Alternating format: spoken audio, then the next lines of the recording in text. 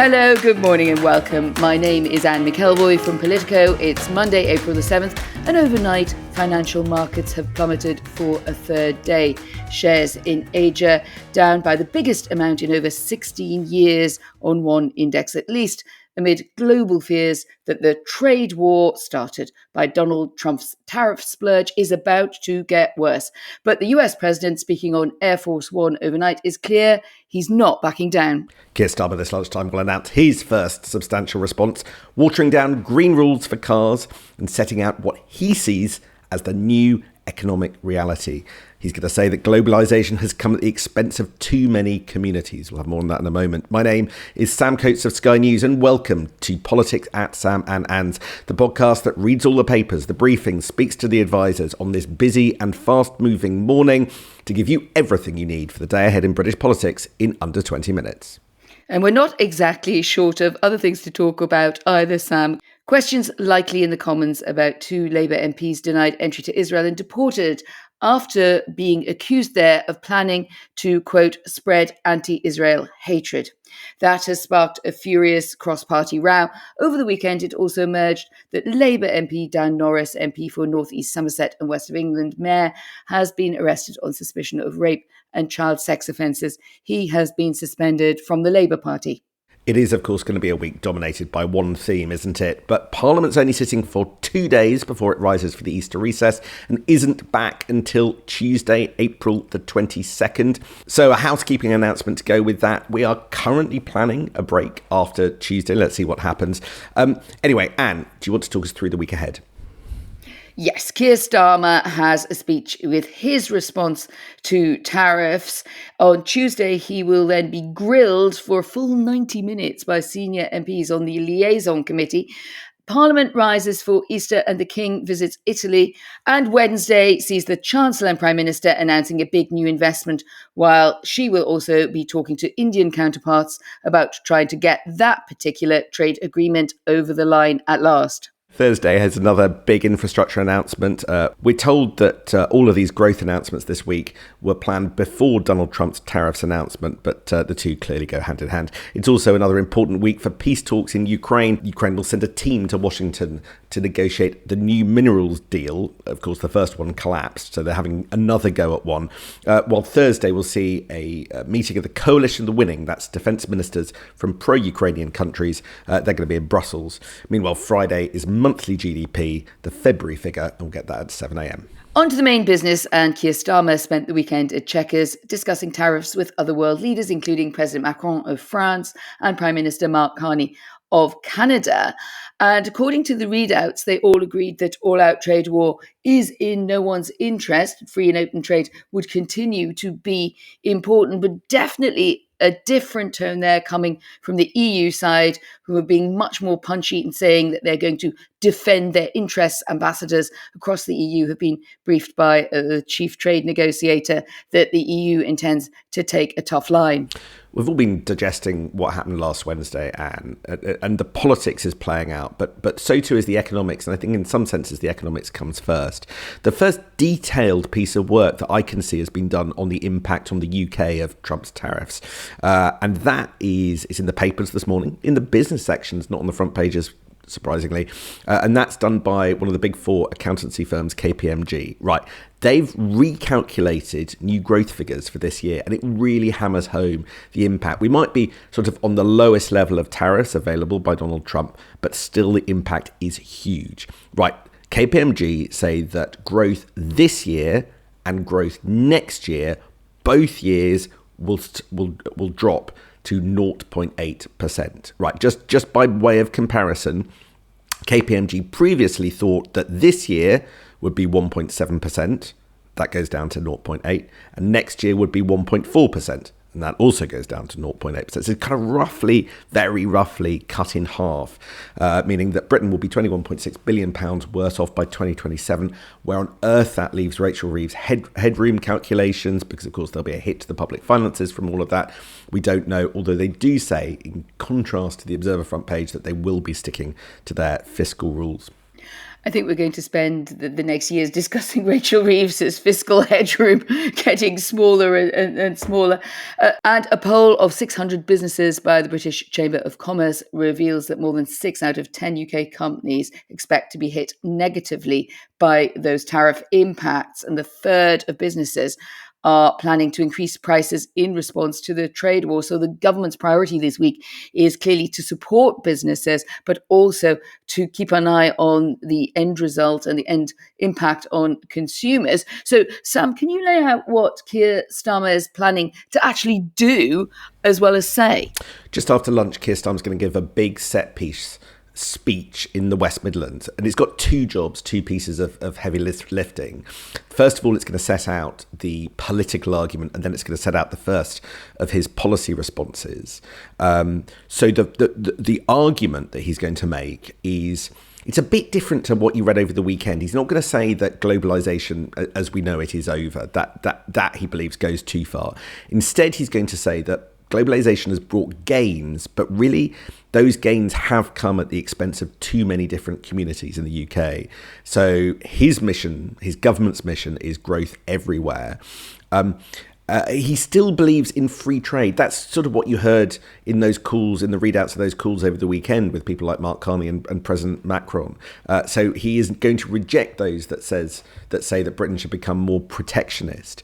But the sort of message that they want to get across is that trade doesn't just involve the US and Europe. He wants to go further afield, and there'll be more of these leader calls, I think, in the next few days.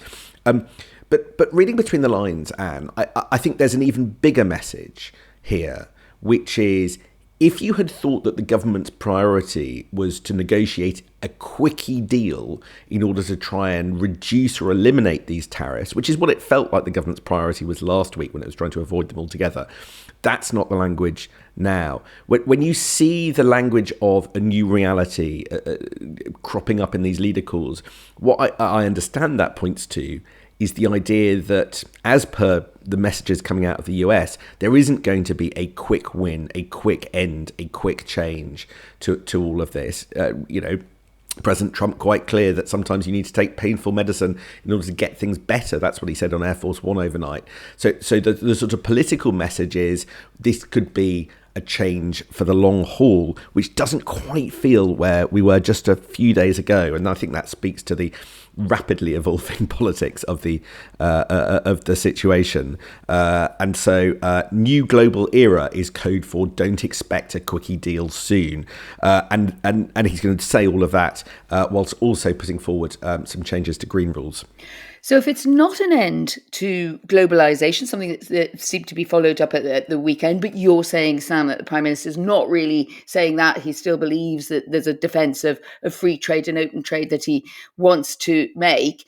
And at the same time, it's not, well, we're going to get one bound and we're free, big, beautiful, some sort of trade deal, and we're the UK, we're going to be okay. Sounds like that has changed as well. So I'm curious as to where you think his message is going to land today. What stops it being a bit of an incoherence? Well, I think that you have to say that you believe in globalisation if you're going to try and strike trade deals and strengthen trade with countries that are not the US. In the end, I think the idea is that the UK needs to seek closer ties with all sorts of countries. That's the point of all these leader calls. And you cannot try and strengthen ties with other countries if you're rejecting globalisation at the same time. So I think it is precisely to try and avoid an incoherence that Keir Starmer's message on globalisation is a bit more nuanced than perhaps we thought even just 24 hours ago. The main substance of the announcement today from the Prime Minister is on the car industry. Now, of course, as listeners will know, the car industry last week was hit by 25% tariffs for cars going to the US. And that's our £8 billion export market. Now, for the UK, that's largely our high-end cars. They like our luxury cars. And that is a huge blow to what's going on. Over the weekend, you had Jaguar Land Rover saying that they were going to pause exports, which I think has caused quite a lot of conniptions across government for the signal that sends. And we're watching the other car firms closely. So today, the Prime Minister is going to make two announcements. The first is to effectively water down the 2030 target by which car manufacturers have to sell new cars that are only electric and no longer petrol and diesel. So the first thing they're going to say is that hybrids can continue to be sold until 2035. Secondly, they're going to make small manufacturers exempt from that target. So that includes some of the luxury cars that are sent to America. And then the other part of it is there are very complicated targets, sort of year by year targets to get to this 2030 goal.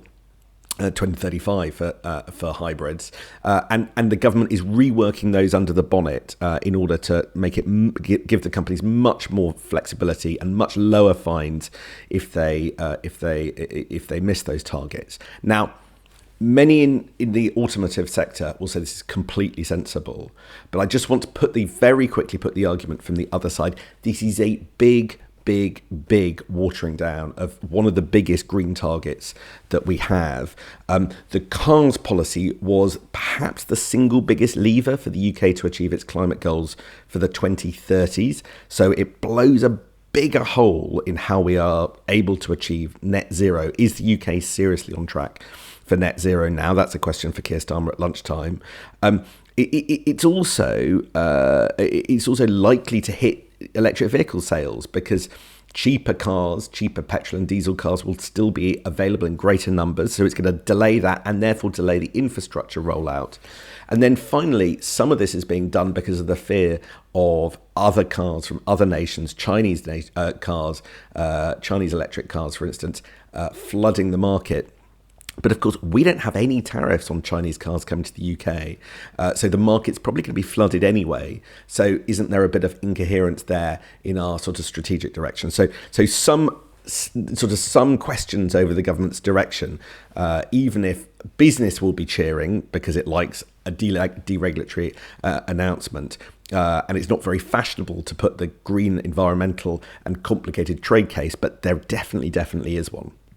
One thing that strikes me about this kind of approach, as you're laying it out there, Sam, is it's a classic sort of Keir alleviation of something with negative impacts and the desire there to keep going electric, but preserve those iconic jewels, I think is in the press release this morning, of the few luxury British car makers. It takes the edge off the tariff onslaught, but it also has a very negative impact, really, on the speed and the energy behind that net zero push that the government is still formally pursuing. So there's a bit of a mushy middle of policy making here.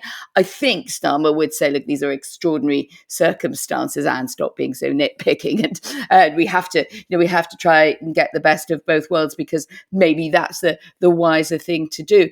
Where I think it's also going to start to become a clear question is, how far does the government intervene to shore up the banking sector there? One of the big banks, I have a source there with exposure to Asia, telling me that a number of banks pushing hard with the Chancellor say they need a summit as soon as possible. These are the big kind of trading banks with exposure to the international markets rather than the high street banks, saying they need some protection. Otherwise, they're going to lose so many jobs in London. It may be that, if we talk about London versus the rest of the world as places where banks want to settle, if so many jobs simply go and M&A, mergers, acquisitions activity slows down, banks begin to hibernate, as my source was putting it to me, then those jobs will simply go by default. How far does Rachel Reeves want to step up and protect them? That is, I think, where we're going to go next after the big argument about the car industry. Rachel Reeves, I think, has three sectors that she's going to prioritise in the coming days. One is cars. We're hearing about that today. Another is pharmaceuticals. And I have to say, I don't quite know where they're going to go with that yet. But the third is steel, which is particularly interesting because, as we were talking about last week, and as my colleague Ed Conway was reporting brilliantly on Friday, this is the make or break week for British steel and the future of virgin steel in the UK. Now, the question here may ultimately be whether or not the government ends up thinking about nationalising British steel or watching the industry go to the wall. Steel, of course, an industry that has been massively hit by Donald Trump's tariffs. And this is the week where some of the orders need to be placed. Otherwise, the last steel furnaces effectively end up having to be turned off. So it's a massive week for British Steel as they wrestle with whether or not the government's going to give them enough support or ultimately nationalise them. And that will be an entire industry that has lost.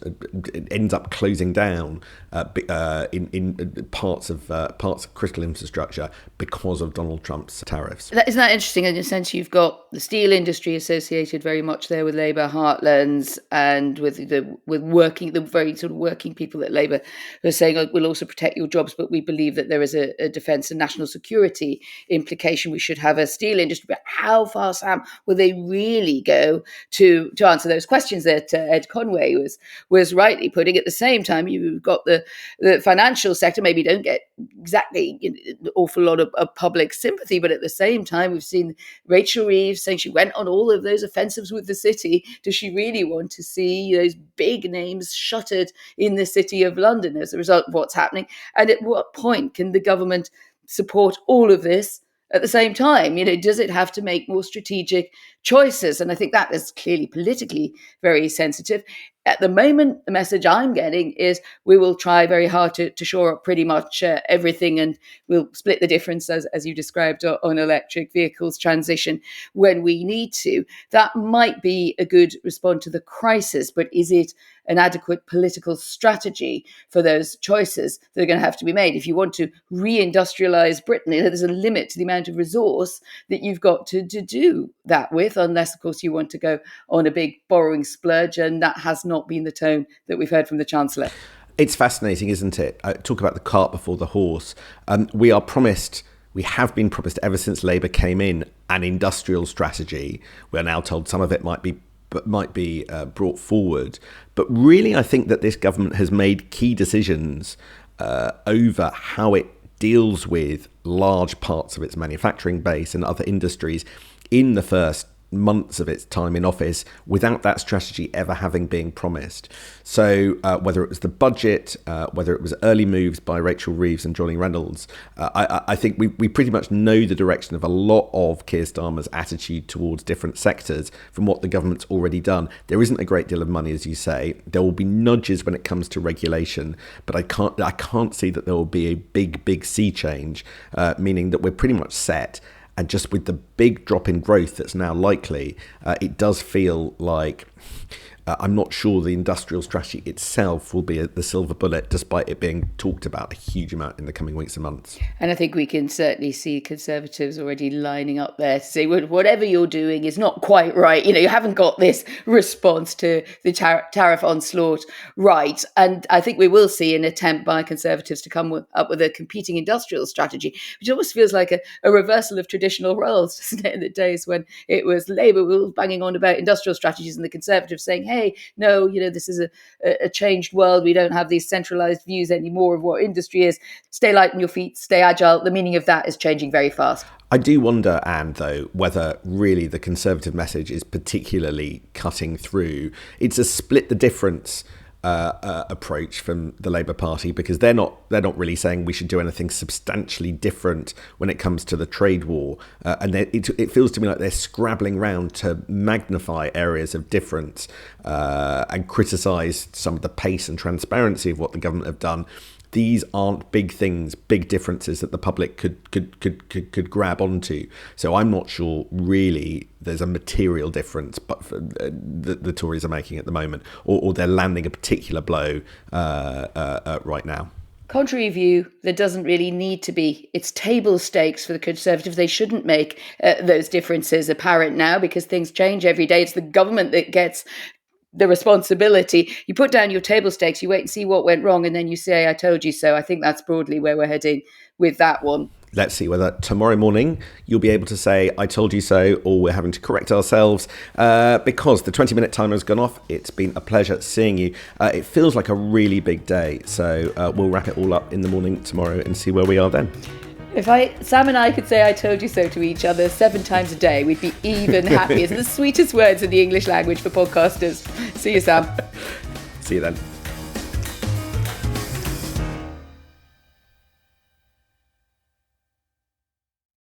Donald Trump is heading back to the White House. Together we can truly make America great again. We are in for an unpredictable but fascinating 4 years. And we're going to be following every twist and turn for the first 100 days. We'll be bringing you the latest updates and analysis first thing every morning. So join me, James Matthews. Me, Martha Calnett. And me, Mark Stone. For Trump 100 every weekday at 6 a.m, wherever you get your podcasts.